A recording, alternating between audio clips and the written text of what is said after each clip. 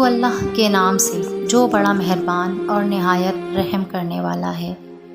بے شک تمام تعریفیں صرف اللہ ہی کے لیے ہیں۔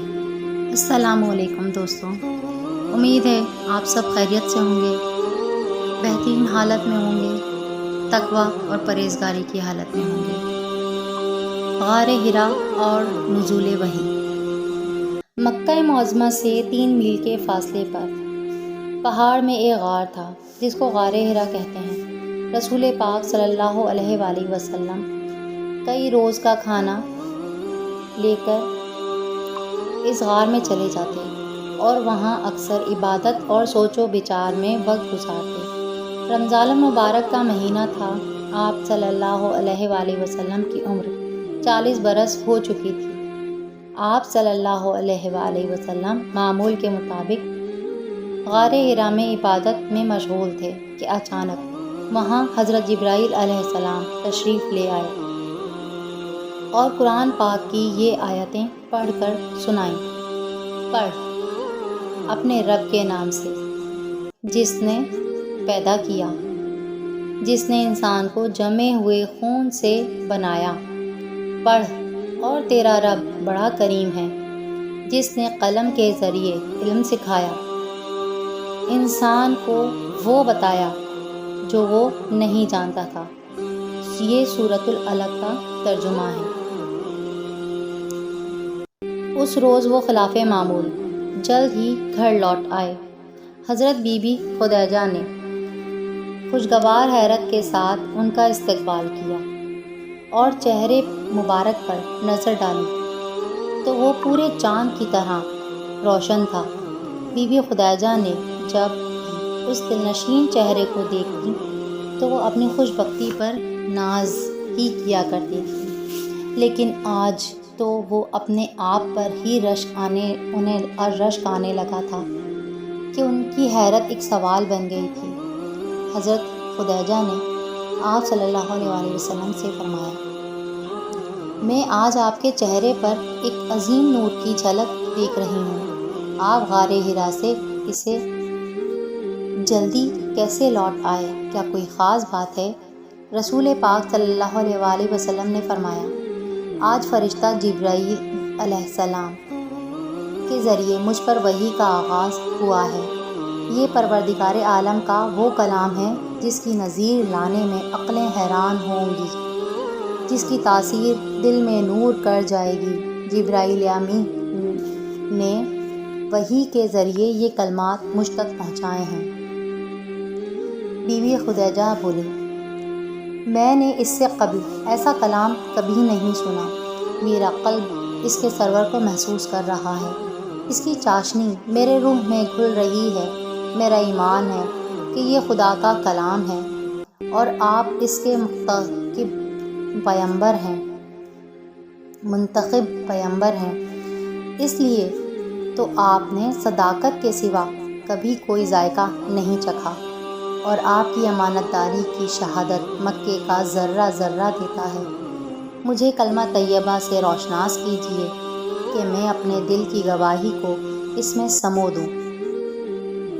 پھر بی بی خدیجہ نے رسول پاک صلی اللہ علیہ وآلہ وسلم کے ساتھ ان کلمات کو دہرایا، اللہ ایک ہے، اس کا کوئی شریک نہیں، اور محمد اللہ کے آخری نبی اور رسول ہیں۔ رسول پاک صلی اللہ علیہ وآلہ وسلم نے اپنی زوجہ کی رہنمائی فرمائی۔ بی بی خدیجہ کا یقین و ایمان سے بھیگی پلکوں کے ساتھ ان کلمات کو دہرایا۔ پھر رسول پاک صلی اللہ علیہ وآلہ وسلم نے مسرور لہجے میں فرمایا، آج آپ کو یہ شرف مبارک حاصل ہوا ہے کہ آپ امت مسلمہ میں داخل ہونے والی پہلی فرد ہیں جنہوں نے اسلام قبول کیا۔ پھر بی بی خدیجہ رسول پاک صلی اللہ علیہ وآلہ وسلم کو لے کر اپنے سگے چچا زاد حضرت ورقہ الازدی قریشی کے پاس گئیں اور تمام حالات بیان کیے۔ حضرت ورقہ جو ایک عالم تھے، انہوں نے تمام حالات و واقعات سننے کے بعد رسول پاک صلی اللہ علیہ وآلہ وسلم کے پیغمبر ہونے کی بشارت دی۔ گھر واپس آ کر رسول پاک صلی اللہ علیہ وآلہ وسلم نے بی بی خدیجہ سے فرمایا، علی کہاں ہیں؟ اسے میرے پاس لے آؤ تاکہ اسے اس عادت میں اس کا حصہ مل جائے۔ بی بی خدیجہ انہیں بلانے کے لیے اٹھ گئیں۔ حضرت علی رضی اللہ تعالیٰ عنہ کی عمر اس وقت 9 یا 10 برس تھی۔ اس وقت سب سے پہلے بی بی خدیجہ، حضرت علی اور حضرت ابو بکر صدیق، جو آپ صلی اللہ علیہ وآلہ وسلم کے سچے دوست تھے، وہ ایمان لائے۔ بت پرستی اور نور اسلام۔ اس زمانے میں عرب میں بت پرستی کا زور تھا۔ عرب کے لوگ جہالت میں ڈوبے ہوئے تھے۔ خانہ کعبہ جو اللہ کا گھر تھا، اس میں بے شمار بت رکھ دیے تھے جس کی وہ اپنی مرضی سے عبادت کیا کرتے تھے۔ ہر گھر میں ایک لکڑی کا تراشا ہوا ٹکڑا موجود تھا جس پر گھر والوں کے سجدے کے نشان تھے، جسے معبود مان کر وہ اس کی پوجا کی کرتے تھے۔ سفر کے موقع پر جب بھی جاتے تو آخر میں اسے الوداع کہا جاتا تھا، اور واپس گھر آنے پر سب سے پہلے اس کی زیارت کی جاتی تھی۔ رسول پاک صلی اللہ علیہ وآلہ وسلم نے جب ان بتوں کی مخالفت کی تو کفار کی سمجھ میں یہ بات نہیں آئی، اور اس بات پر آپ صلی اللہ علیہ وآلہ وسلم سے لڑنے کے لیے تیار ہو گئے۔ اعلان نبوت۔ رسول پاک صلی اللہ علیہ وآلہ وسلم کے چچا حضرت ابو طالب نے سنا تو وہ بہت خوش ہوئے اور آپ صلی اللہ علیہ وآلہ وسلم کو سینے سے لگاتے ہوئے بولے، میری روح کی تمنا، میرے قلب و جگر کی آرزو، میرے بیٹے، ہم سب آپ کو اس شرف کا یقین تھا، آپ خدا کے حکم کے مطابق کام کریں گے۔ میں آپ کے ساتھ ہوں اور ہر حال میں آپ ہی کا ساتھ دوں گا۔ لمحہ لمحہ وقت آگے بڑھتا گیا۔ یہ خاموشی اور رازداری 3 برسوں تک جاری رہی۔ پھر رسول پاک صلی اللہ علیہ وآلہ وسلم ایک دور کے آغاز کے لیے ایک تازہ عزم کے ساتھ اٹھ کھڑے ہوئے۔ وہ پر اعتماد قدموں سے کوہ صفا کی جانب بڑھتے چلے گئے۔ مکے کے عام دستور کے مطابق یہی وہ جگہ تھی جہاں اس سے اعلانات و اطلاعات دوسروں تک پہنچائی جاتی تھی۔ لوگوں کی بڑی تعداد کو جمع دیکھ کر آپ صلی اللہ علیہ وآلہ وسلم نے اپنی پہلی گفتگو کا آغاز کیا، جس نے ذہنوں کو سوچنے اور غور و فکر کرنے پر مجبور کر دیا۔ اگر میں تم سے یہ کہوں کہ پہاڑ کے عقب سے ایک لشکر تم پر حملہ آور ہونے کے ارادے سے بڑھا چلا آ رہا ہے تو کیا تم سب یقین کرو گے؟ ایک لمحہ سوچے بغیر سب نے اقرار کیا اور سر ہلانے لگے۔ کچھ لوگ اس بڑے ہجوم کی زبان بھی بنے۔ ہاں ہاں، کیوں نہیں، ہم اس پر آنکھ بند کر کے یقین کر لیں گے، کیونکہ کہنے والا محمد صلی اللہ علیہ وآلہ وسلم بن عبداللہ ہے، جس کی بات کے سچ نے اسے صداقت کا معیار بنا دیا ہے۔ رسول پاک صلی اللہ علیہ وآلہ وسلم نے فرمایا، تو پھر میری صادق زبان سے وقت کی سب سے بڑی سچائی سنو۔ خدا ایک ہے اور اس نے مجھے مبعوث رسالت کیا ہے۔ اگر تم ایمان نہ لائے تو ایک شدید عذاب کا مزہ چکھو گے۔ مجمع پر ایک لمحے کے لیے سکوت چھا گئی، جس کی صداقت کے چند لمحے بیشتر اپنی زبان سے اقرار کیا، اب اسے جھٹلانے کی کیا صورت ہو؟ ان کی اتنی بڑی تعداد کے مقابل سر بلند کھڑے ہوئے تنہا پر اعتماد رسول پاک صلی اللہ علیہ وآلہ وسلم پر انکار کی یلغار کس طرح کی جائے؟ چند روز گزرے تو آپ صلی اللہ علیہ وآلہ وسلم نے قریبی عزیزوں کو دعوت دی، پھر ایک دعوت کا اہتمام کیا جس میں تمام بنی ہاشم کو مدعو کیا۔ چنانچہ حضرت علی کی معزز بنی ہاشم کو اطلاع دی گئی۔ وقت مقررہ پر مکے کے باعزت لوگ جمع ہونے لگے۔ آپ صلی اللہ علیہ وآلہ وسلم کے چچا ابو لہب اور اس کے ہم خیال لوگوں نے کوہ صفا پر رسول پاک صلی اللہ علیہ وآلہ وسلم کا اعلان ابھی بھولا نہیں تھا۔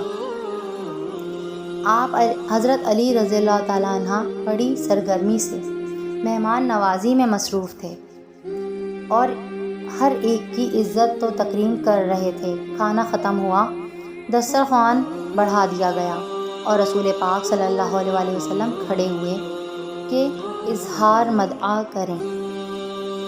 اسی اثناء میں ابو لہب نے کہا،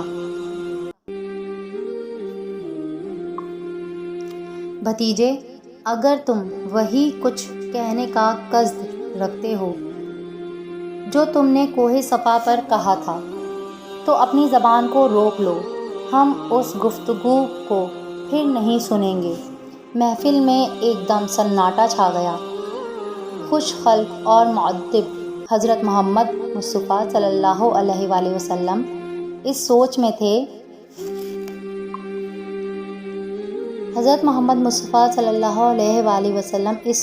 تھے کہ ابو لہب کی زبان و درازی کو خلق و محبت کی کس ادا سے لپیٹ دیں۔ حضرت ابو طالب کی اونچی آواز گونجی تو بے حد و دشت تھی۔ اپنی زبان کو لگام دے، اپنی جہالت پر پردہ ڈالو، اس بارے میں قیاس آرائیاں کرنے سے گریز کرو، ابھی تمہارے علم میں کچھ نہیں۔ پھر پلٹ کر رسول پاک سے مخاطب ہوئے، میرے بیٹے، میرے سید و سردار، تم جو کہنا چاہتے ہو کھل کر کہو کہ تم صادق بھی ہو اور صدیق بھی۔ خدا کی قسم، اگر کسی زبان سے ایک لفظ بھی نکلا تو پھر اس بات چمکتی ہوئی آہنی تلواروں کی زبان سے ہوگی۔ محفل پر ایک مرتبہ پھر گہرا سناٹا چھا گیا۔ حضرت ابو طالب کے لہجے اور غضبناک انداز نے تند و تیز زبانوں اور حسد آمیز نگاہوں پر بند باندھ دیے۔ حضرت محمد مصطفیٰ صلی اللہ علیہ وآلہ وسلم پر پھر اپنی نشست سے اٹھے اور پر اثر لہجے میں خطاب کرنا شروع کیا۔ اے فرزندان عبد المطلب، میں نہیں سمجھتا کہ عرب میں کوئی شخص اپنی قوم کے لیے مجھ سے بہتر کوئی چیز لے کر آیا ہو۔ میں تمہارے واسطے دنیا و آخرت کی بھلائی لے کر آیا ہوں۔ بتاؤ، اگر میں یہ کہوں کہ عنقریب تمہارا دشمن تم پر حملہ کرنے والا ہے تو کیا تم یقین کرو گے؟ غور و فکر میں ڈوبے ہوئے لوگوں نے اس بات میں جواب دیا تو رسول پاک صلی اللہ علیہ وآلہ وسلم نے اپنی گفتگو کا سلسلہ پھر جوڑا۔ یاد رکھو، کسی کا خیر خواہ اس سے جھوٹ نہیں بولا کرتا، اور خداوند عالم نے مجھے تمام عالم کی جانب اپنا رسول بنا کر بھیجا ہے۔ مجھے حکم دیا ہے کہ میں سب سے پہلے اپنے عزیزوں اور قرابت داروں کو اس دین کی طرف دعوت دوں اور عذاب آخرت سے بچاؤں۔ تم سب میں سے کون ہے جو میرا ساتھ دے گا، میرا مددگار بنے گا؟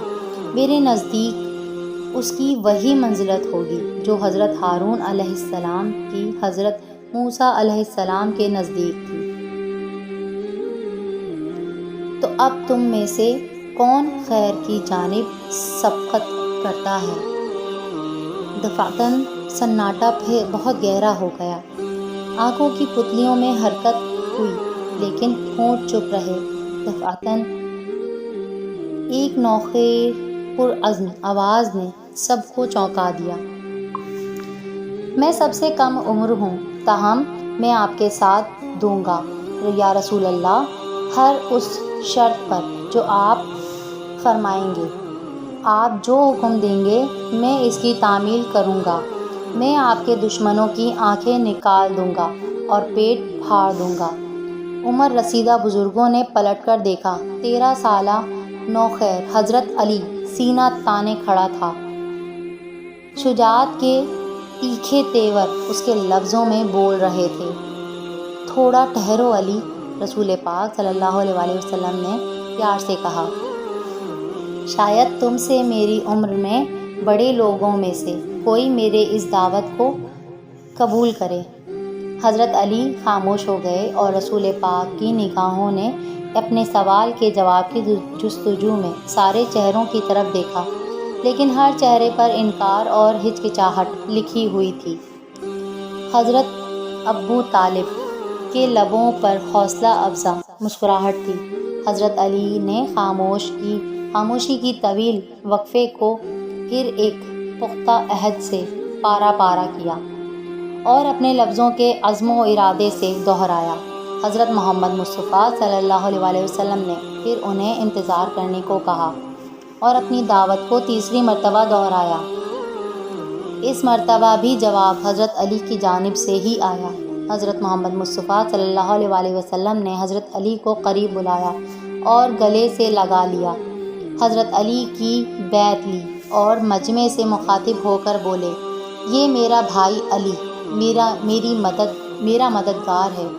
مجمع میں بے ساختہ قہقہہ بلند ہوا، جس میں نمایاں آواز ابو لہب کی تھی، اور ہنسی ضبط کر کے وہ حضرت ابو طالب سے مذاق اڑانے والے لہجے میں بولا، لو اور سن لو، بہت خوب، تم نے سن لی بھتیجے کی بات۔ تم نے اس کی حمایت میں بڑھ چڑھ کر بولتے تھے۔ اس کی آواز اہل محفل کے قہقہوں میں گم ہو گئی، لیکن فوراً ہی یہ قہقہے بھی ڈوب گئے۔